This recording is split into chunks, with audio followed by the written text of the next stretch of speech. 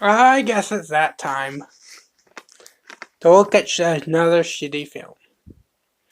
Unfortunately, I can't find anything shitty enough for me.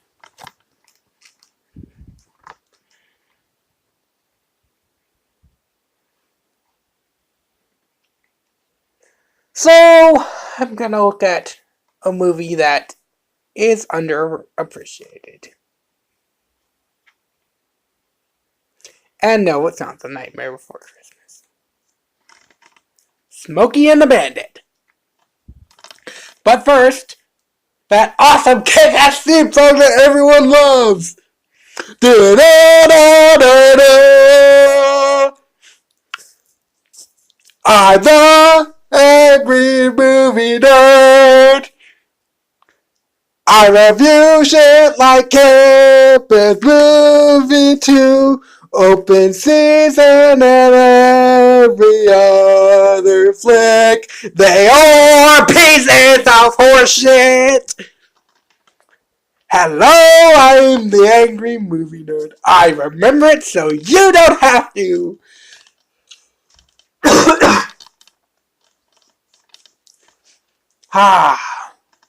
Burt Reynolds. One of the greatest actors of all time. But as I've stated before, what makes a good movie? Well,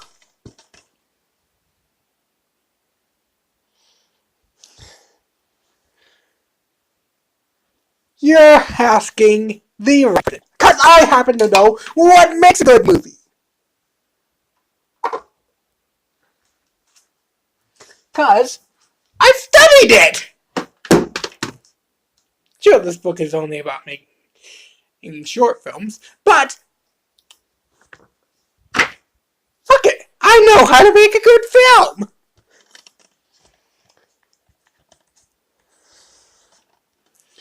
You get a great cast of actors, a good, well-written script, and a great director, and BAM! You've got yourself a great movie! But if you get bad actors, you get bad...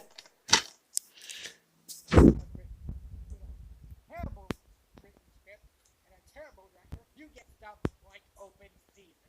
Fuck this shit!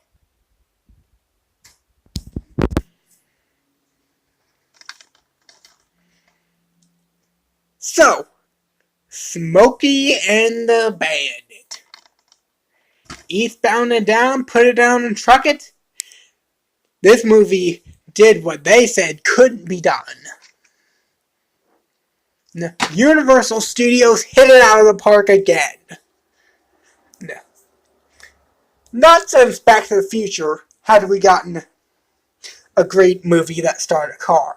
And not since Ghostbusters have we gotten a cool car that everyone seemed to want to fucking own. Because, everyone wanted to get their hands on Ecto-1. Everyone from Back to the Future wanted the fucking pawn, wanted the Ecto-1. Everyone from those movies wanted those fucking 3 cars. Ecto-1, and the Pontiac Trans Am for Smokey and the Bandit, and, of course, the DMC-12 DeLorean. Now, let's get into this shit. Whoa, trip out, whoa!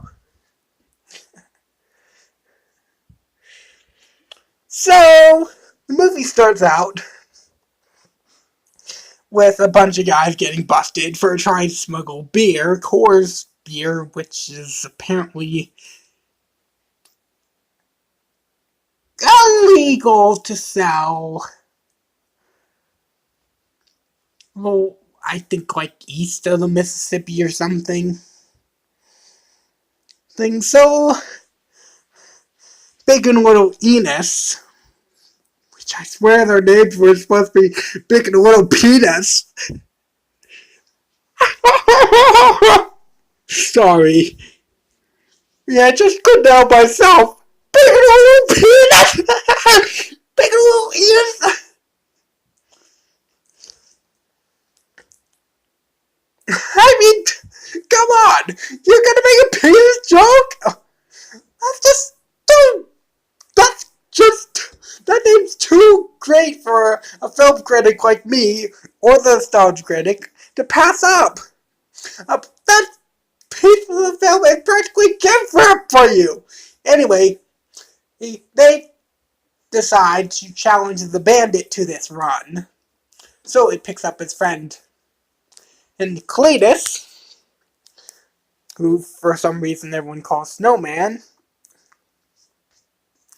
and he and the Bandit set off with a Pontiac Trans Am,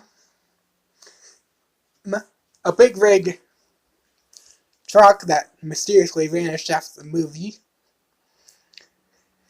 and set off to do what they said couldn't be done. From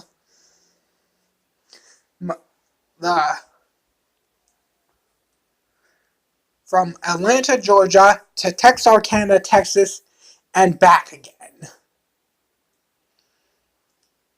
Along the way, the Bandit is chased by cops. And fortunately, these guys are of the movie cliche of the cops can't drive worth shit cliche. I mean, why is this cliche so popular?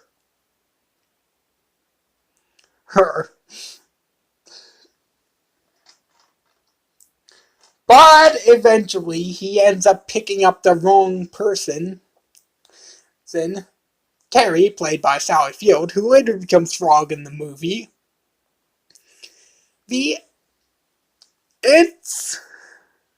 Well, she's a great character, but she's a little bit whiny. But you do not fuck with Buford T. Justice. Ah, yes. Man who gets his own bomb, bum, bum, bum, bum, bum, bum, bum, bum theme. It's just so fucking awesome. Buford fucking T. Justice. He's a badass. And he gets his own cliche of his car constantly in this and the sequel is falling apart around him cliche. Too bad the other movies were fucking horse shit. Yeah, I felt the first one was really the best. As I said in my How Films Go Downhill. After the first one, it's all downhill from there. Because you're always trying to add more story elements and pump it up, and all the time when you pump up the horse shit, it just goes downhill.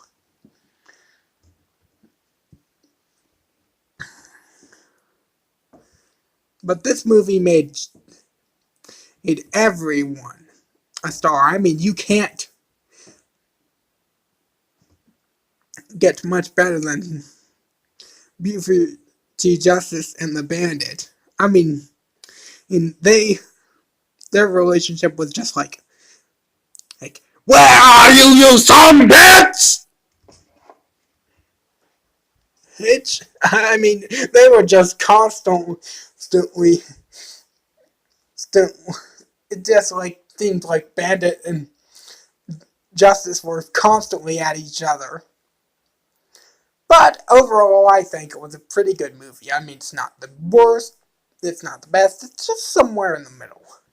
I'm the Angry Movie Nerd, and I remember it so you don't have to. He's the Angry Movie Nerd.